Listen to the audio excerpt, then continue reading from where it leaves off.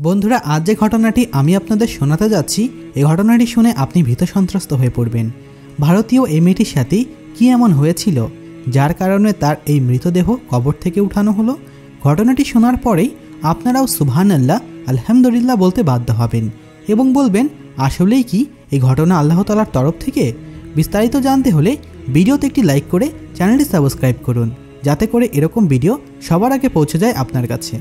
বন্ধুরা, এগুলো ভিডিও বানাতে আমাদের অনেক কষ্ট হয়, তাই আপনাদের কাছে বিশেষ একটি অনুরোধ, ভিডিওতে লাইক করে অবশ্যই দিবেন।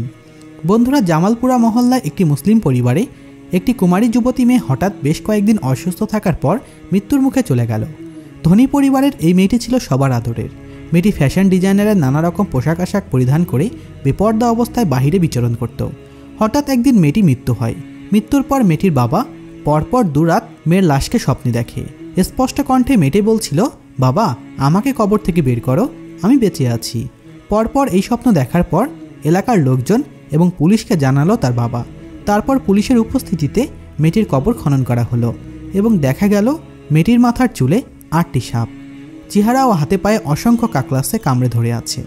জোহরের নামাজের পর দেখা গেল ওই সব সাপ, বিচ্ছু, কাকলাস কিছুই নেই। অজ্ঞান অবস্থায় মেয়েটিকে কবর থেকে বের করে পুলিশ একটি হাসপাতালে আইসিইউ ওয়ার্ডে ভর্তি করেন। সেখানে তার চিকিৎসা করা হচ্ছিল। তার উপর ও নিচের ঠোঁট ছিল না।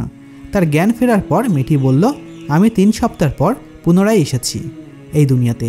তোমরা নামাজ পড়ো, রোজা রাখো, আল্লাহ তাআলাকে ডাকো। এ কথা বলে মেয়েটি পুনরায় অজ্ঞান হয়ে গেল। তাকে 5 দিন যাবৎ আইসিইউ ওয়ার্ডে রাখার পর পুনরায় কবরে দাফন করা হলো। বহু লোক মেয়েটিকে এক নজর দেখার জন্য হাসপাতালে ভিড় করতে শুরু করে।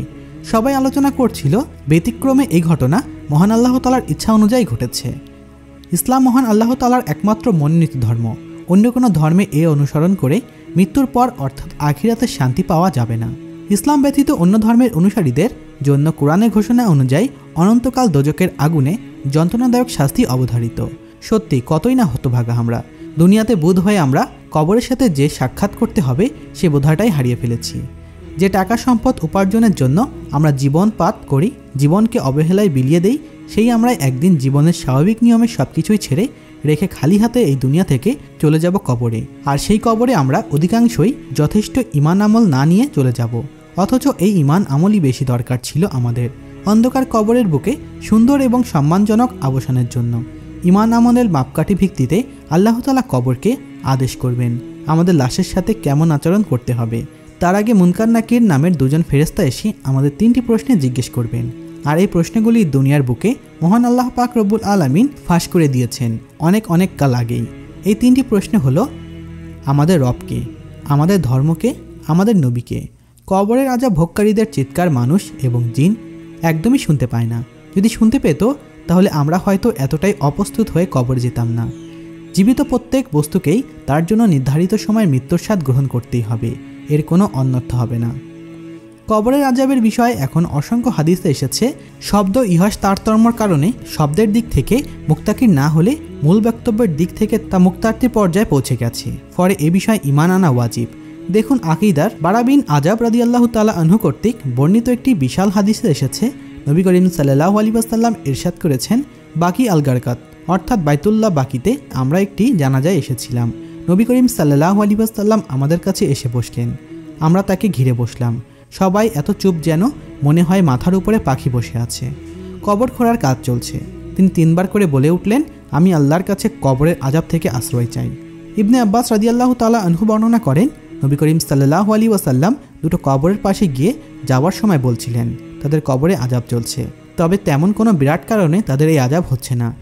একজন প্রসাব করার পর ভালো করে পবিত্র হতেন না, আর দ্বিতীয়জন চগলখড়ি করে বেড়াতেন। তারপর একটা তাজা ডাল নিয়ে দুভাগ করে 2 কবরে গর্থিত করে বললেন, আশা করি এই 2টো ডাল না শুকানো পর্যন্ত তাদের আযাব কিছুটা লাগু করা হবে। বুখারী মুসলিম। আনাস ইবনে মালিক রাদিয়াল্লাহু তাআলা আনহা বর্ণনা করেন, নবী করিম সাল্লাল্লাহু আলাইহি ওয়াসাল্লাম ইরশাদ করেছেন, যদি তোমরা দাফন কাফন ছেড়ে না দিতে তাহলে আল্লাহর কাছে চাইতাম তিনি যেন তোমাদেরকে সরাসরি কবরে আযাব শোনানোর ব্যবস্থা করে দেন, যা আমাকে শোনানো হয়েছে। মুসলিম, নাসাইয়া, আহমদ। নবী করিম সাল্লাল্লাহু আলাইহি ওয়াসাল্লাম আরও ইরশাদ করেছেন, বান্দাদেরকে যখন কবরে রেখে তার সাথীরা বিদায় নিয়ে চলে যায়, সে তাদের পায়ের জুতা স্যান্ডেলের আওয়াজও শুনতে পায়। ওই সময় 2 জন ফেরেশতা এসে তাকে বসিয়ে দেন। জিজ্ঞেস করেন এ লোকটি অর্থাৎ মুহাম্মদ সাল্লাল্লাহু আলাইহি ওয়াসাল্লাম সম্পর্কে তোমার ধারণা কি? মুমিন ব্যক্তি তখন বলবে, আমি সাক্ষ্য দিচ্ছি তিনি আল্লাহ তাআলার বান্দা ও রসুল। তখন তাকে বলা হবে, তাকিয়ে দেখো ওই যে জাহান্নামের তোমার আসনটা, সেটা পরিবর্তে আল্লাহ তোমাকে জান্নাতের আসন বরাদ্দ করে দিয়েছেন। উভয় আসনই সে দেখতে পাবে। মুনাফিক বা কাফিরকে যখন প্রশ্ন করা হবে তখন তারা বলবে, তুমি কি বলতে পারো এই লোকটা সম্পর্কে? সে বলবে, আমি তো কিছুই জানি না, লোকেরা যা বলতো আমি তাই বলতাম। তখন তাকে বলা হবে, তুমি জানতে চাওনি, অনুসরণও করনি। আর এই মুহূর্তে বিশাল এক লোহ হাতুড়ি দিয়ে তার মাথায় আঘাত করা হবে। আঘাতের ফলে সে বিকট স্বরে আত্মচিৎকার করে উঠবে, যা তার আশেপাশে জিন, ইনসান ও দুটি সৃষ্টি ছাড়া এই সবাই শুনতে পারবে। আল কুরআন ও হাদিসের আলোকে কবরের আযাব। প্রথমে দেখা যাক পবিত্র কোরআনে এই বিষয় কি আছে। আল্লাহ তাআলা ফিরআউনের ব্যাপারে বলেছেন, ফিরআউন ও তার অনুচরকদের শোচনীয় আযাব গ্রাস করে ফেলল। সকাল সন্ধ্যা তাদেরকে আগুনের সামনে পেশ করা হয়।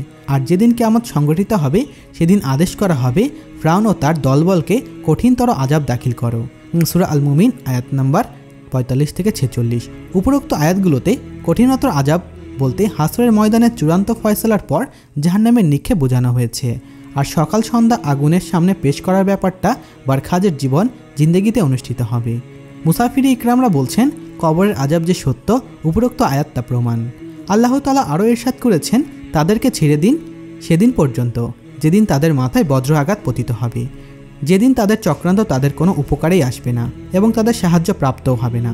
গুনাহগারদের জন্য এছাড়া শাস্তি রয়েছে, কিন্তু তাদের অধিকাংশই তা জানে না। উল্লেখিত আয়াতগুলোতে এছাড়াও শাস্তি রয়েছে বলে কবরের আযাবের প্রতি ইঙ্গিত করা হয়েছে। আর কবরের সওয়াল জবাবের প্রতি ইঙ্গিত করে আল্লাহ তাআলা ইরশাদ করেছেন, আল্লাহ তাআলা ঈমানদারদেরকে মজবুত বাক্য দ্বারা দুনিয়া ও আখিরাতের মজবুত রাখেন এবং জালিমদেরকে পদভ্রষ্ট করেন। আর আল্লাহ তাআলা যা চান তাই করেন। বুখারী ও মুসলিম হাদিসে এসেছে, এই আয়াতে আখিরাত বলতে বরখাজ অর্থাৎ কবরের জগৎকে বোঝানো হয়েছে। আল্লাহ তাআলা মুনাফিকদের শাস্তির ব্যাপারে আরও ইরশাদ করেছেন, আমি তাদেরকে দুবার আযাব প্রদান করব, তারপর তাদেরকে নিয়ে যাওয়া হবে বৃহত্তম আযাবের দিকে। এখানে বৃহত্তম আযাব বলতে হিসাব নিকাশের পর জাহান্নামের আযাব, আর প্রথম দুবার আযাব বলতে মুমিনদের হাতে নিহত হওয়া এবং বারখাস তথা কবরের আযাবের কথা বোঝানো হয়েছে। কাজেই আমাদের প্রত্যেককেই মৃত্যুর পূর্বে কবরে পরকালের জন্য যথাযথভাবে প্রস্তুতি নেওয়া উচিত। এই ক্ষেত্রে আমাদের প্রত্যেকেরই উচিত ধর্মের যাবতীয় বিধিনিষেধ যথাযথ মেনে চলা। আল্লাহ তাআলা আমাদের সকলকেই ধর্মের যাবতীয় বিধিনিষেধ অনুসরণ করতে সাহায্য করুক ও তৌফিক দান করুক। আমিন। বন্ধুরা, আজকের এই ভিডিওটি আপনাদের যদি ভালো লেগে থাকে তাহলে অবশ্যই একটি লাইক করে দিবেন। আর হ্যাঁ, চ্যানেলটি সাবস্ক্রাইব করতে ভুলবেন না কিন্তু।